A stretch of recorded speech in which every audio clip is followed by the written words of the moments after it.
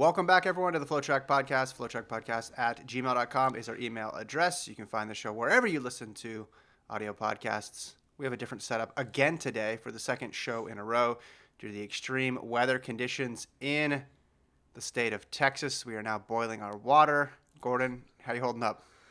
I waited in line for 2 hours to get a free pizza. You know, it was cold. I did not wear proper shoes. But, hey, I got free pizza. And it was kind of interesting because waiting in a long line for the pizza, you could also buy pizza, but it was like one free pizza per person plus whatever you wanted to buy. And me and Jojo were like, all right, we'll just each get a free pizza and we'd be good. So we have a half a pizza left we actually have full pizza left now, which we're going to eat for like the next 4 days. But it kind of, there was a time when we were waiting in line for 2 hours, and then this man, right before we got into the building, who like walked in on his cell phone and just walked right into the building on his cell phone. And then he ordered pizza, and then he got the pizza and left. And everyone's like, did this guy just straight up pretend to be on the phone to get in front of the line that everyone was waiting in? And everyone got really mad.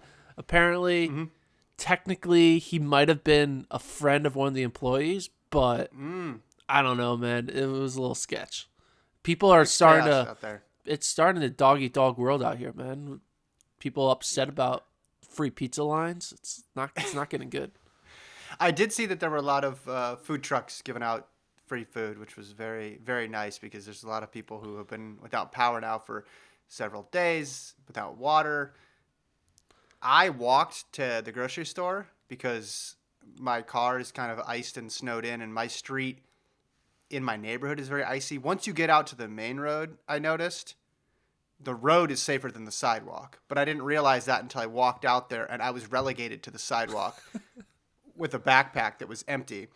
So I'm about a half mile, maybe a little bit more from the HEB, trudged up there.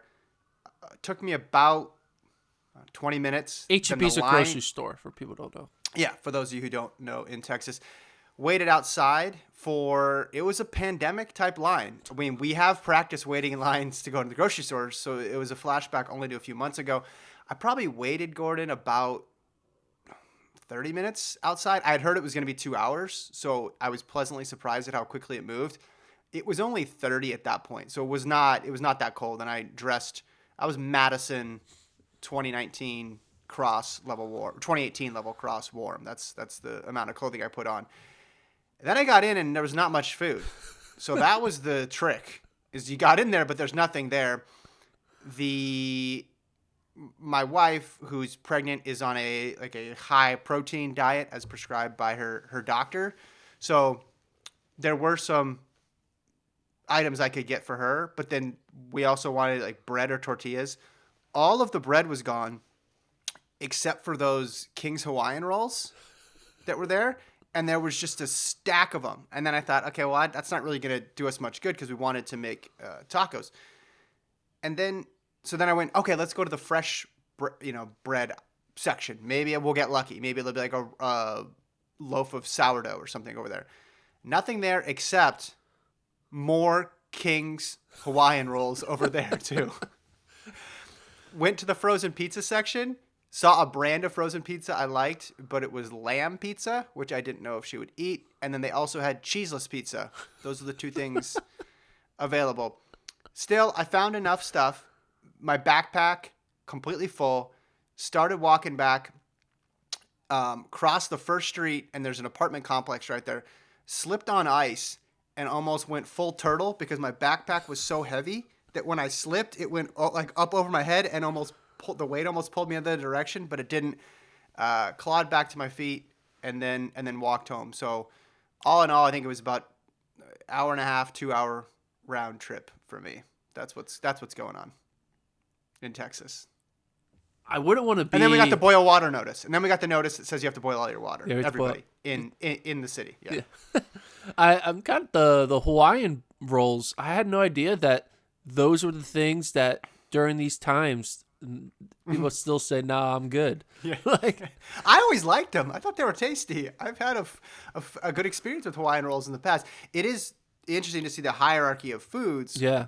when there is scarce resources, because all the fruit pretty much was gone. All the bananas, all the oranges, because I had a list of things to get over there. All of the broccoli, the cauliflower, all that stuff was gone. There were a few stray apples that I was able to get.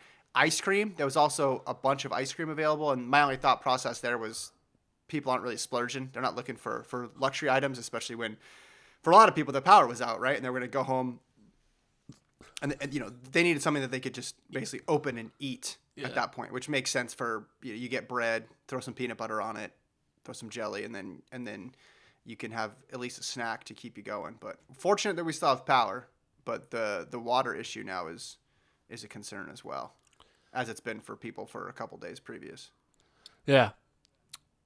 We had to boil our water once, like a year ago. Were you here when we had to do that? Yeah. I was, and my wife and I were trying to figure out what happened. Why do we have to do that? I just remember everybody running to HEB to get bottled water because like the treatment plant went down. I think there was a flooding. Okay. I think it was It was like after a big rainstorm, there was a flooding, and it like broke something. I don't know. So in the midst of this, you call me. You say we're supposed to go to Las Vegas today because there's a good NCAA cross country meet tomorrow. It was going to be a low key affair as we mentioned. It wasn't going to be live, but you're going to film it. You're going to try to get some coverage so people could see some of the best teams in the nation. But 2021 is turning into just a redux of 2020, and your flight got canceled. Yeah. Originally, I was supposed to fly out to Vegas on Monday. That's and right. Then it got canceled, obviously. It moved to Thursday. And then my Thursday flight got canceled last night. And now I'm not going, which sucks. But you are going. And as of right now, I'm refreshing Southwest as we speak. So I would say the odds are, what would you say my odds are? I think it's 50-50, man. Let's go for like some great odds. Okay. It's 50-50 odds. Let's do it. If I go, it's just going to be me. Yeah. And not you. So I need to teach you how to do it. How's my technique? So here's the thing. People are going to criticize the way you hold the camera. And they're like, oh, why don't you have like a crazy stabilizer and all this stuff? It's like, come on. All right. No. All right. What you're going to do is I'm going to give you... My camera is not that bad.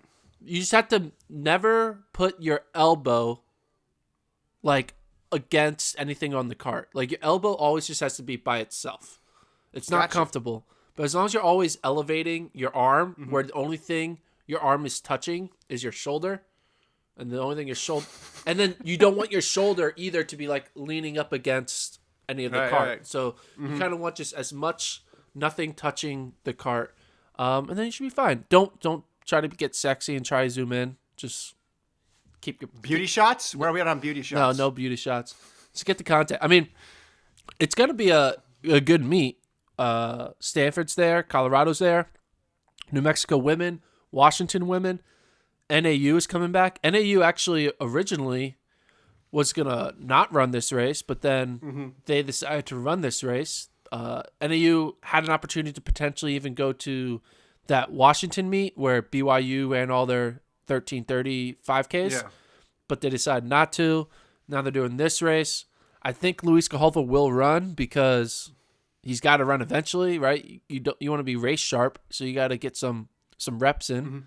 So we could see a full NAU squad again against a Colorado or Stanford and kind of get more data points to see if NAU will be as good as we think they are. And if my flight gets canceled and no one's out there, we're just going to rely on sketches. We've hired a sketch artist from the Clark County courthouse system to go over there and just draw pictures. Piece it together afterwards. Yeah. But why can't anything just be straightforward this year? Why can't we just... I went through a lot of stages of emotion of this trip getting canceled on me.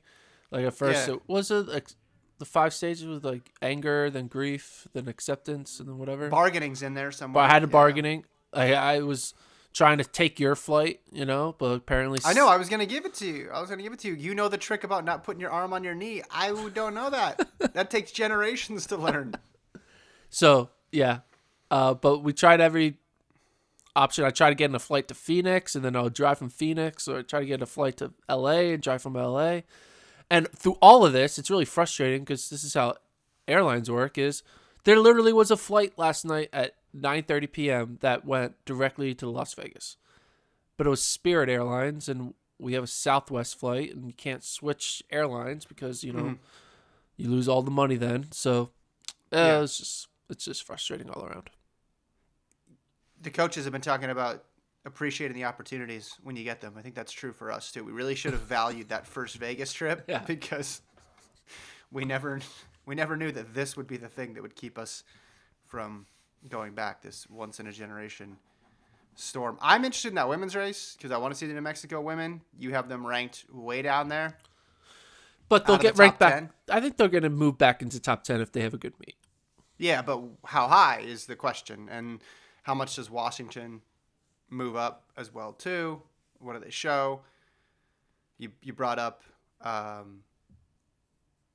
who's the other women's? Oh, obviously Stanford, right? Stanford is a team that, if Stanford goes there and runs how we thought they were capable of running before their first meet, they could be the number one team coming out of this weekend. Yeah, I would think, right? If they get good efforts from some of their talented folks who did not run well in their first meet, if they go back and they just kind of show that was a fluke, then I think you could put Stanford back up there. Interested to see Colorado. So yeah, those four in the women's race are going to be fun to watch because they all have room to move up.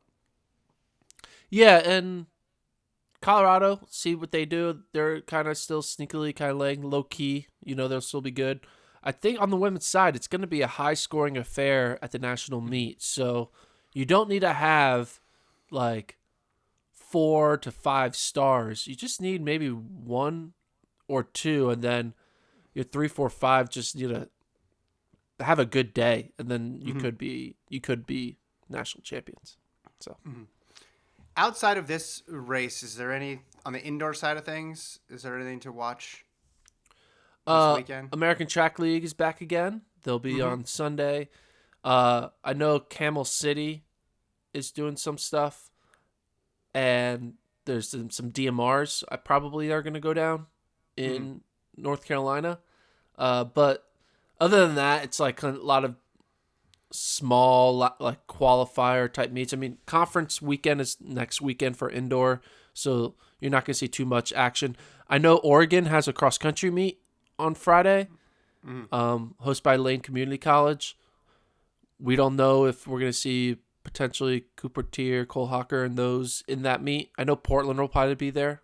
So, still unknown what Oregon's doing. They're going to keep their cards close to their chest. I feel like I know what they're doing, though. They're just going to run 800 miles, and then call it a day. So, yeah. What about, aren't we close to that 10,000 that's going on? Yeah, the 10K California? it's on Saturday. Yeah, I forgot about that. Yeah, the 10. There's outdoor. Well, we weren't to the outdoor portion of the show yet. We had covered cross country. We had covered indoor. Yeah, so there's some fast people trying to get a 10,000 meter Olympic qualifier. Yeah, I think the one person though out of that whole field that's kind of like an interesting watch is Carissa Schweizer. Jerry, you think is gonna be like, hey, we need to be prepared for every opportunity possible. But when Schweizer is, she's on the 5K team. She's going to make the 5K. So what would be the reason for her to have this 10K standard, assuming she gets it?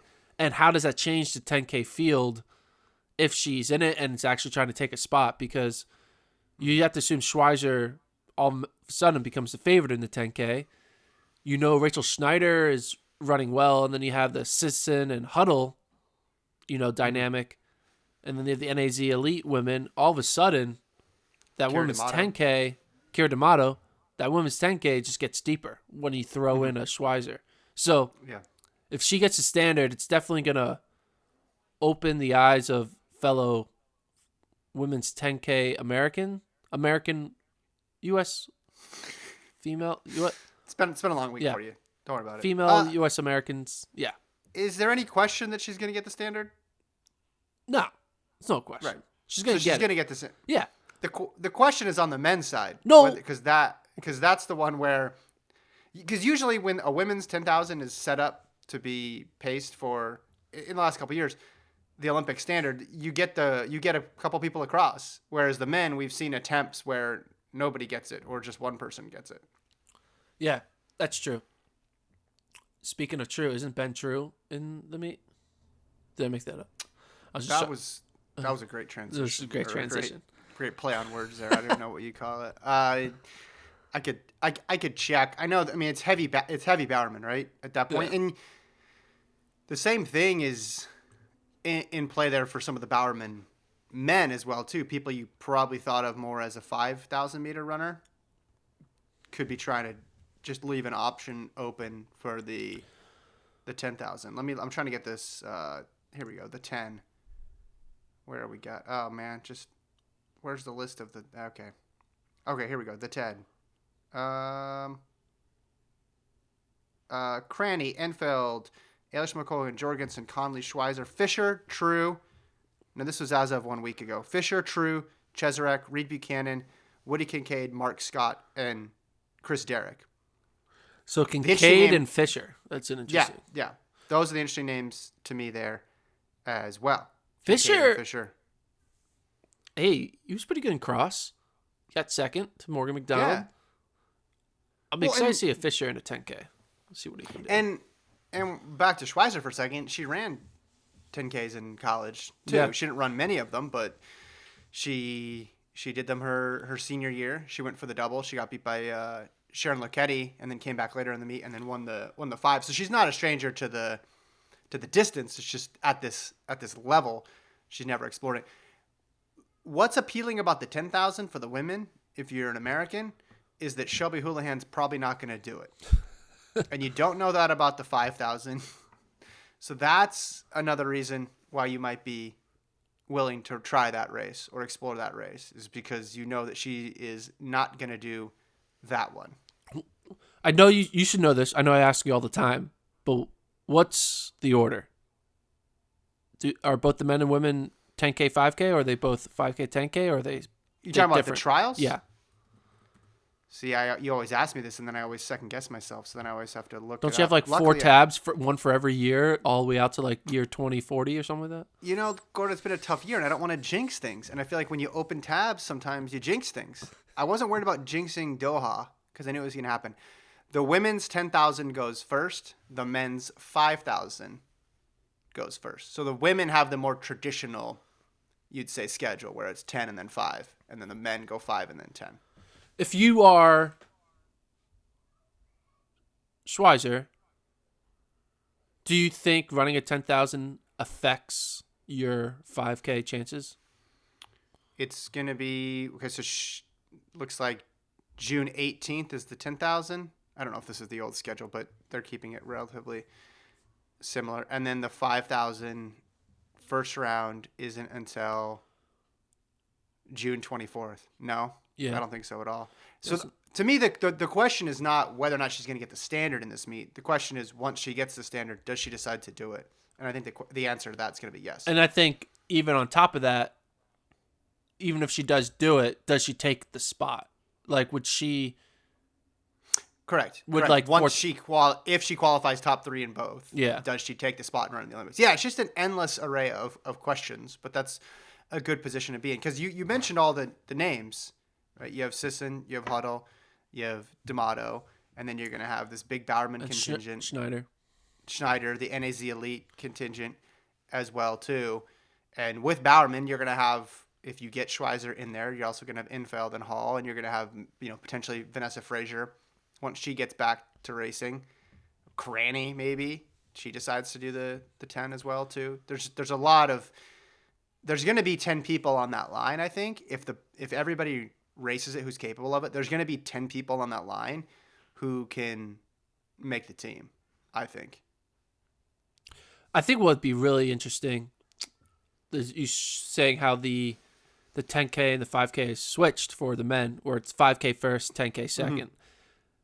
So that means we'll know the 3 that are on the Olympics. And let's just say, for argument's sake, the 3 5K runners would be, I guess, Lamong, Chalimo, and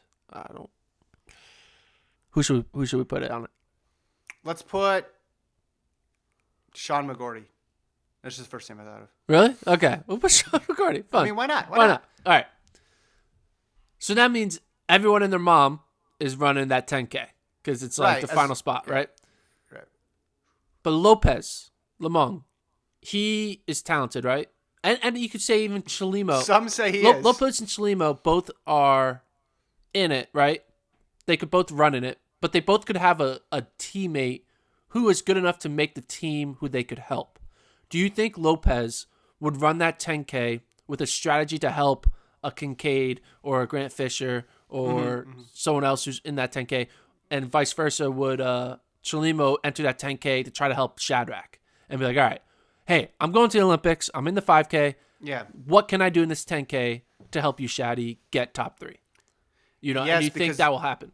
Yes, because it's also not just going to be about top 3. It's going to be about standards. And I guarantee you one of those big names is not going to have the standard going in because they got injured. They had a bad race. You know, opportunities like this one coming up this weekend, the wind could start blowing midway through and boom, it's gone. It's off the table. So I think the standard is going to be at play and it's going to be a huge factor, much more so than the men's 5 or the women's 10 or 5. Or could you see say Chalimo's looking at the field and like, hey, none of the Bowerman guys have the standard. Hey, Shadrack, you're like one of 3 people with the standard. So if this is slow enough, you're likely going to go. What if I go to the front of this race and I don't let it go fast? Like I put my arms out, I have chicken wing Don't do that. arms. Don't do that. You know, I'm trying to like stop and tie my shoes in the front. You know, do you think you could see any? I remember when I was in. Are you saying Paul Chalimo will be hesitant to quote unquote pace the Bowerman Track Club? We've never seen that before. No, but I'm talking That's about not happening. literally trying to not let them run fast. Well, they'll ignore him though. At that point, it'll be pretty apparent what he's trying to do. And if you're saying Bowerman can then counter and have their guys who have already qualified try to keep the pace going, they'll just start rolling. I don't think he's going to go obstruct people. No. I'm just saying there was this kid in high school. Uh-oh. His name was Freddie. I forget what his Don't last say name his was. last name. Don't His say name his was last Freddie. name. His name was. And he knew he knew he wasn't going to win the race, but he just took it upon himself. He's like, I'm going to help my teammates win. And he purposely just tried to DQ himself in a 2-mile against the top guy from the other team and like never let him get past him. He just like, wherever he went, he was just like standing right in front of him and tried to always mess him up. And like, it was really, it came to a point, it's like, dude, you can't do this. But It worked. I mean, the guy couldn't, Freddie got DQ'd, but the guy who could have won didn't because he kept on getting stepped on or screwed up by Freddie. So I'm just You're saying saying there needs to be more defense. There needs to be more defenses running. yeah, We'll Paul Chalino will pull a Freddie. No, and, he won't. No. You know, I think they'll. No. help When I say that Saturday. I'm saying when you talk about help, I'm saying help with the pacing, speed things up or slow things. Try to speed things up or slow things down, depending on what's advantageous to their group. I could see that going on. I do not see Freddie making an appearance at the new Hayward Field, and slowing it down in that regard. But I think it would be. I think if they went 10 first and then 5, there would be more drama for the men. Like if I was scheduling this meet I would keep it the same order that it's always been and keep it how the women's race is going to be, because then you just jam everything into that 5,000 where more people will have the standard. So it makes it more fun. Because what if only 3 people have it and by halfway the pace is slow? You know, there's no fun there. Even if everybody's in it, right? Even if you're like, oh man, look at all these people who are going in for a last ditch effort to make the team. Whereas if the 10 was first, all those people could then come back later on in the 5. So there'd still be some intrigue there. I mean, that's what happened. I mean, you saw people just drop out of the 10, you know, and then survived and get to the 5. So yeah. So that's on Saturday. We have 2 cross country meets on Friday. Yeah. But yesterday, we had some track. We did. Good transition again. Yeah. Of which, you know, we didn't really live tweet much. And Because of the power. Yeah, for people who don't know, the person who tweets for us, he's been living in 30-degree weather in a powerless house. So Yep. hopefully he's still alive. I think he is. You sent some text to him yesterday. Okay. I sent some messages to him. He's getting a lot out of his camping stove. I'll just say that. The camping stove that he has is working wonders on him. Yeah, the Torun World Indoor Tour meet. There's about 5 races I wanted to run through here. First, let's just start with the headline here. Elliot Giles from Great Britain had been knocking on the door of a PR, and he finally gets it and runs 1:43.63, number 2 time in history indoors, Gordon. Yeah. That's fast. And it's fast from a guy who, like, that's like, we were like, what was Giles' record, PR outdoor? Outdoors, he's run 144 mid. Wow. So he breaks 144 indoor. Yeah. I mean, yeah. maybe he's like this is his year where he has like he's a 143 talent. He's like a Wesley Vasquez type or a Brandon McBride where he's just found the right click and now he's able to be a consistent 143 guy because he did run well in the previous indoor meet. I forget which one was, but both of them. Both of them. He'd been on a tour. He ran 145.5 in Karlsruhe, then basically the same time again in Lieven, and both of those races, which is there was time. Slowly.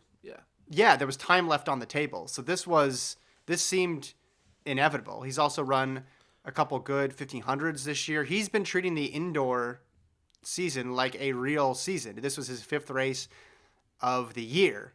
And if you don't know about him, now he's put his name on the map. I think this was expected because there needed to be another person outside Brazier and Hoppel to lay something down during the indoor season. Because the 800 year was not just going to be a US 1-2 all the way through.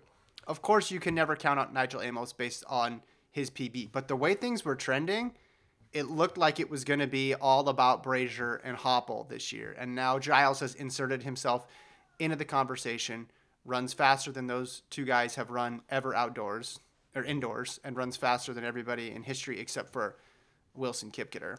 So here's the thing, though. When you see that mark, and then like literally 4 days prior, what was holding back Brazier from running that fast in New Balance? Okay, so here's my theory.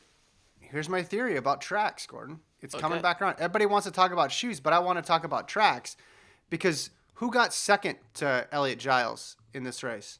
Gentleman by the name of Jamie Webb? Jamie Webb, who ran 144. He was in that race in Boston, or at the New Balance race in New York. He ran 146. Now, granted, travel, conditions, this and that. So he was about 2 seconds behind Brazier and less than a second behind Elliot Giles. So you're saying... I'm saying tracks matter. Donovan Brazier would have ran 142 in that race. It's not quite a 1-to-1, but what I'm saying is, and again, with the travel conditions and the pacing and all that other stuff, this race was expertly paced, by the way. The race in Torun, that was a great job. But he ran, 146.26 in Staten Island and then goes 144.54 in Torun 4 days later. The surface matters indoors. I think it is a key component of people running quick. I'm not saying Brazier, I'm not saying he would have definitely run 142, would have broken the world record. But I do think when people, and this is the thing, and this is where I miss Lincoln being on the show a little bit, because Lincoln would lose his mind. I would just send him some tweets of people's shoe opinions, and he would come on hot, right? He'd just be like, I'm going to scream at everybody. This is where I think those things get a bit overcooked, because you have someone like Jamie Webb, who's not in Nike spikes, right, at all, and is less than a second behind Elliot Giles. And now people want to call every fast time a farce, and it's impossible to measure these runners against previous generations, and the record book is losing all meaning. Do you know who he passed for number 2 all time? Michael Cerrone? Yes. When did Michael Cerrone become David Rudisha?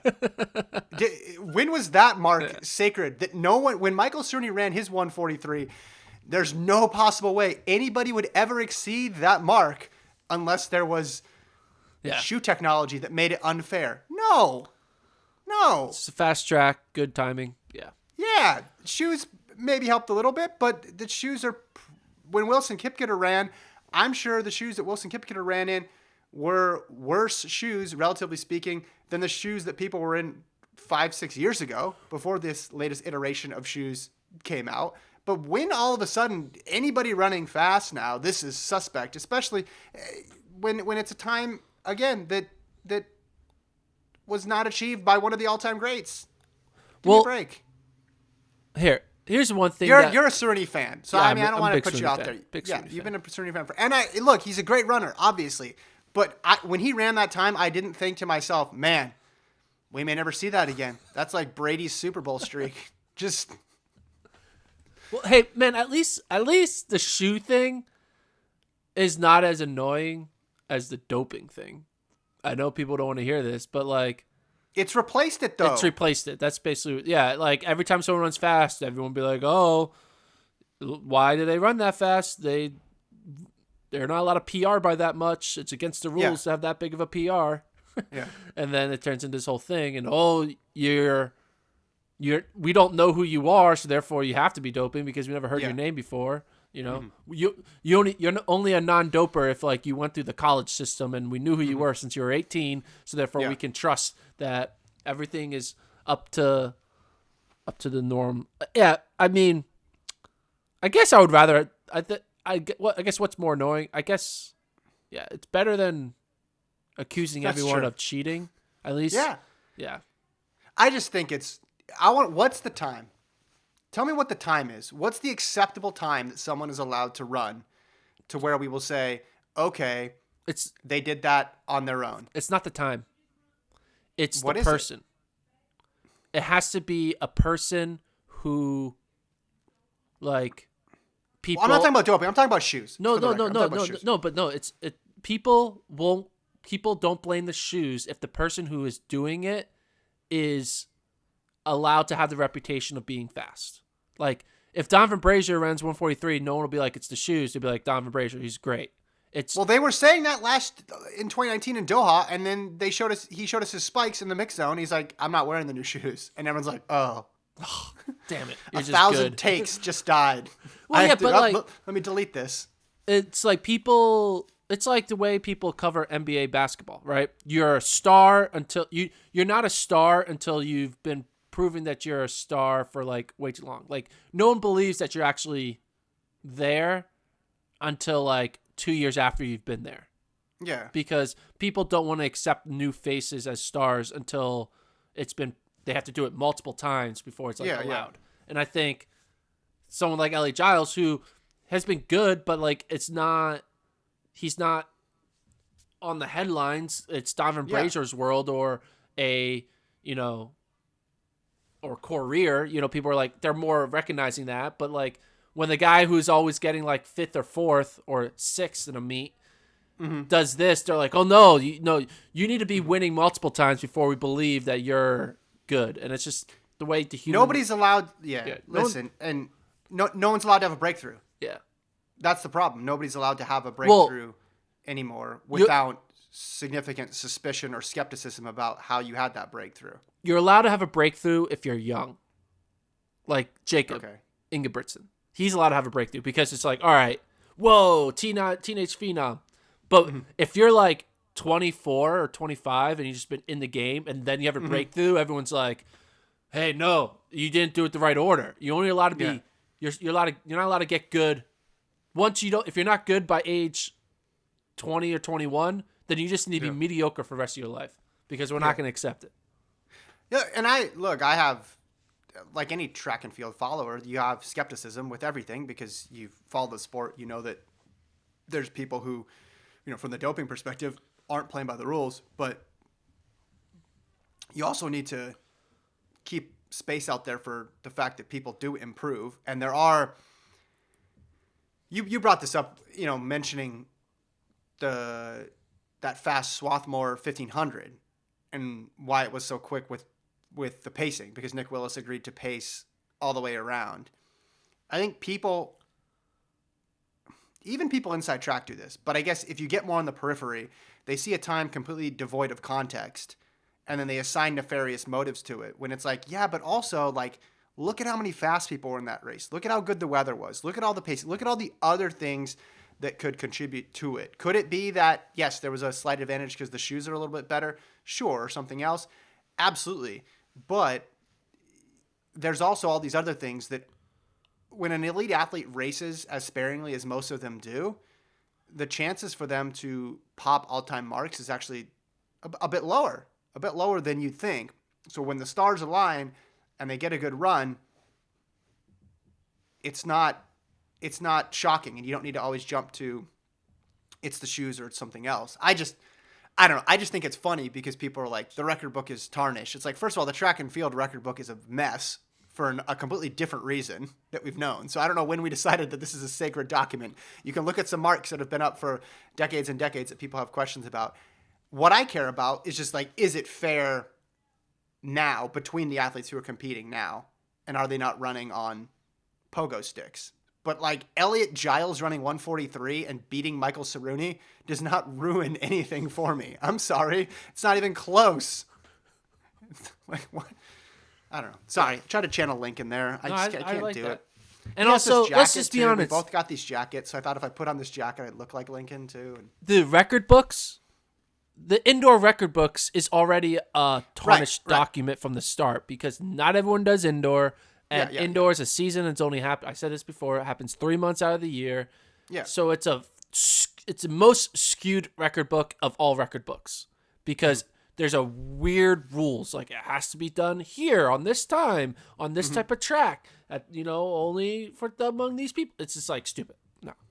That's why. Well, if you're saying okay, man, maybe if this touring track is super duper fast, and this is like a BU, the track we use as a stand-in for basically being as fast or faster than an outdoor track, 143.6 all time outdoors, you're not even in the top 300 marks in history, right? It begins to take on a different set of meaning. I just think it's just not going to go away, and I think people got. It's also fun to just be like, yeah, but it's fun. Well, with the Alpha Flies on the roads over a marathon, you can't deny the fact that times in the marathon are getting quicker, obviously, right? Like, but then they copied and pasted the outrage onto track with spikes, and number one, I don't think we have enough data in there yet to tease out, and number two, even if it is an improvement over the previous generation of spikes, they've also laid out the clear rules about what's legal and what's not. Whereas the beginning of the Alpha Fly era, right, that was the big problem. It's like, who knows who's in what shoe, and this. Well, then all the brands eventually had them, right? And that's the same thing that's going to happen with these with these spikes. Eventually, all the brands are going to have them. So then it's just like, okay, if they're fair within the era, then all you have left is nostalgia for the record book, which, okay, that's fine, but that's the advancement of technology is taking place in every sport, including track and field, continuously. Yeah, watch a basketball game from the 70s. Like, none of those athletes would be able to be in a starting five right now. They all dribble like this. Yeah. They all look at the ball. They're like, they have weird-ass shorts. Yeah, and I mean, I'm sure there was outcry from probably the same people because they're probably still around complaining, but they're like, these Mondo surface tracks are just not fair. We need cinders only, It's like, all right, cool. Yeah. I think you make a rule. Now, they need to stick to the rule about what it is and then keep it there, and at least for this next few years. But, like, if your whole sport is funded by shoes, this is what's going to happen. And footwear and spikes. This is great for Nike. Nike loves this. Yeah. Oh, they're not fair? Oh, they had to ban the shoes? That's how good they were? Yeah. This is just their dream. That's their dream, and everybody is giving them what they want. Yeah, it's completely playing into it. But this is the same pushback I had when Lincoln went all crazy on the lights last year, when Gidey and Cheptegei broke those world records. And my thinking was like, why are we so arrogant to think that Bekele and Dibaba deserve those records for all of eternity? Right? Wait, so Kevin was against the lights? Lincoln was against the lights. Lincoln was against the lights? I'm pro lights. So do you think Lincoln was the one who called in the DQ on the D2 kid, Christian Noble, for using lights indoor? That it was actually Lincoln, like, going over to the Birmingham complex and be like, hey, this is bullshit. He's been there before. Yeah. He knows the ins and outs of that place. Remember, he stayed really late that one night. I was dog sick, and Lincoln was writing a Grant Holloway article for what seemed like 6 hours sitting there on the floor. Maybe he did text one of the D2 coaches and say, yo, get that. Nah. Maybe Lincoln wants to stay in the top 5,000 all-time mark, so he got bumped to 5,001. He's like, no, I can't have that. I got to stay 5,000. I'm fine with the lights. I think the lights more so than the shoes, because the lights help spectators enjoy what they're seeing.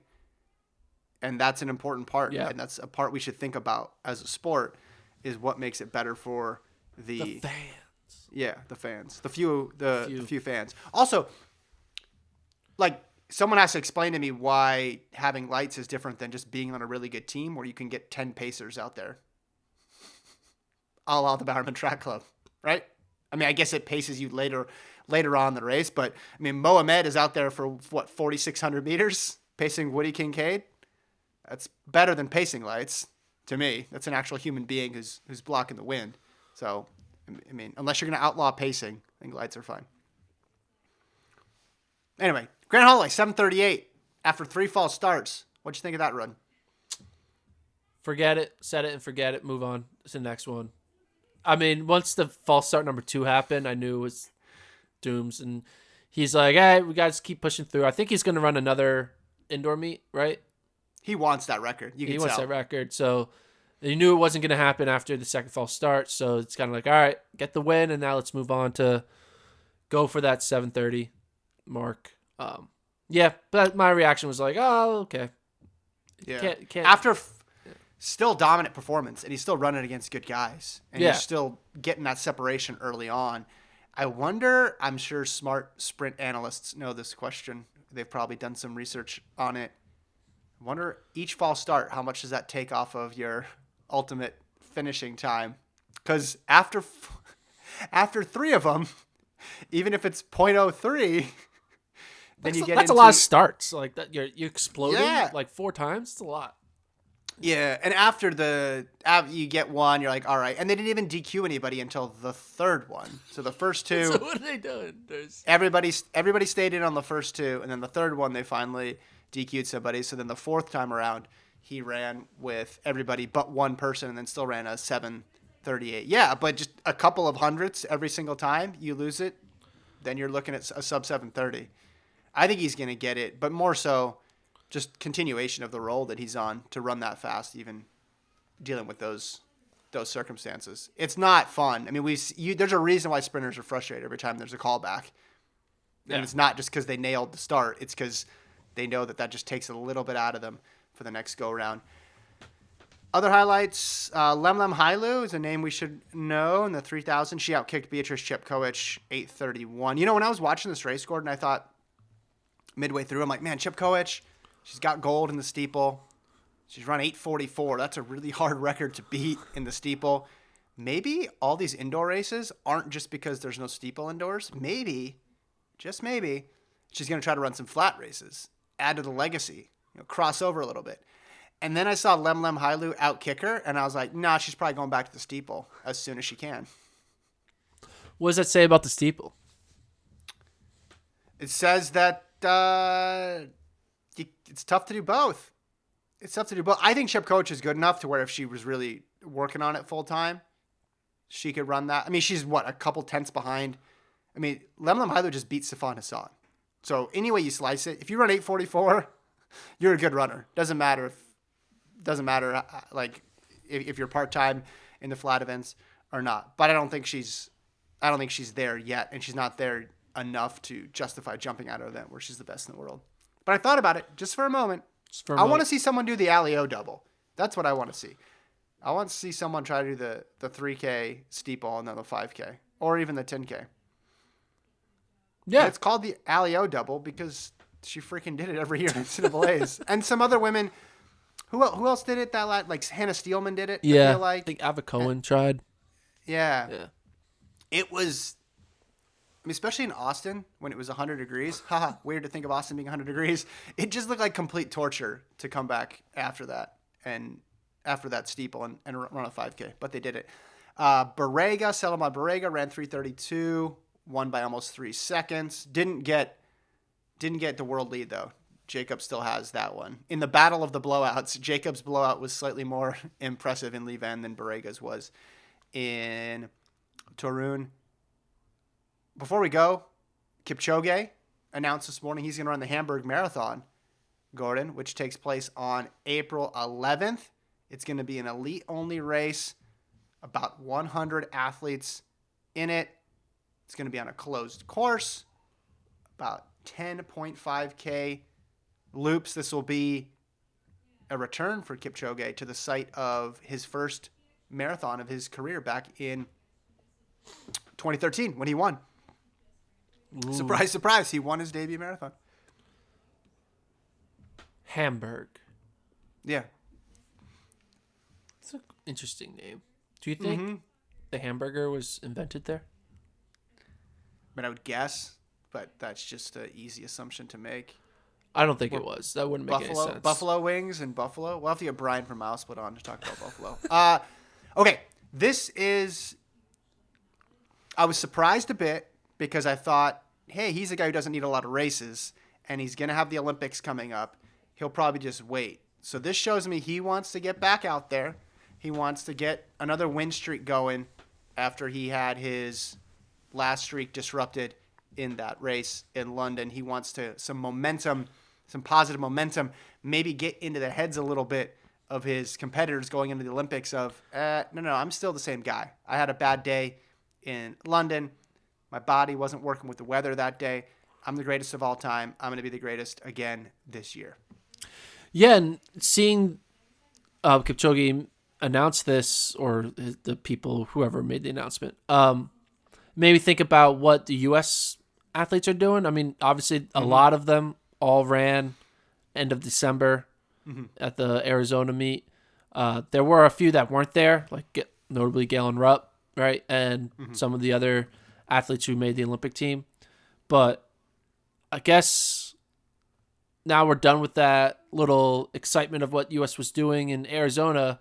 You kind of think, all right, when are we going to start seeing the U.S.-based road athletes, hop into a half marathon, a 10K or whatever before the Olympics, right? We kind of forgot about that, I feel. And are they preparing for something in March or in April or May? I don't know. Who are you interested in seeing? Galen Rupp. Okay. This is all about Galen Rupp. And some of the other people. Got some bad news, Gordon. This is breaking news coming across the FloTrack headquarters as we speak. My flight has been canceled. It has? Yes. Oh. So we will not have coverage, unfortunately, guys, from the Las Vegas meet, which is a bummer. We just found that out live? Yep. Well, man. Well, let's just pretend you would have done an awful job, and it's best that you weren't there. This was my chance to earn your respect. All right, that's what this was, and I was really looking forward to it. Now I got to cancel everything. So you're gonna have to, once we hang up, you're gonna have to tell me how you canceled everything because you have experience. You did it just yesterday. That sucks. Well, yeah, didn't mean to end the show on a down note. But... Well, I'm still going to. For those who don't know, I'm leaving for Flagstaff on Monday now. So people were curious. I'm not sure if you know that there's some athletes that live in Flagstaff, so I might film them working out, put that on the site. And then I think I'm going to go back to Vegas. Can't keep me away from Vegas. The West Coast Conference Championship, which is BYU, Portland, San Francisco, Gonzaga. Their conference championship is in Vegas this year on a Wednesday. And I might go and get some coverage. I won't be able to film the races, but I'll be able to film some other stuff. I got some things planning. It's going to be more than just interviews. Let's put it that way. More than just interviews. From the West Coast Conference which would be great we'll because you see pretend- BYU, Portland, Yeah. all those teams. And we'll pretend that you're doing a good job on that. Yes. Just like you're going to pretend that I did a horrible job. All right. We'll leave it there. So Gordon's going to be gone. So Monday, no pod then? No, we can do a pod. My flight's not till 2. Okay. Yeah. So Monday, we'll have another podcast. We'll recap this race that we were not able to go to because of horrible weather. And then we'll just set the stage. We got a busy week next week because we got to catch up on a lot of stuff there. But if you're in Texas, well, if you're anywhere in the country experiencing this cold weather, stay safe, stay warm. Thanks everybody for listening. We'll talk to you guys next week.